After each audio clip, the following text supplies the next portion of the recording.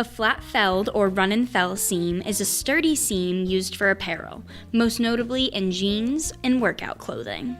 To sew a flat felled seam, sew your fabric with wrong sides together and a seam allowance that is double the width of the finished seam. Cut one end of the seam allowance down to 1/4 inch. Press the seam to the side with the cut seam allowance.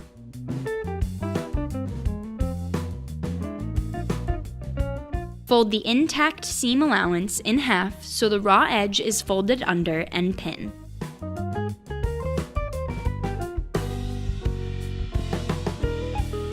Sew the seam down 1/8 of an inch from the fold. And now your flat felled seam is complete.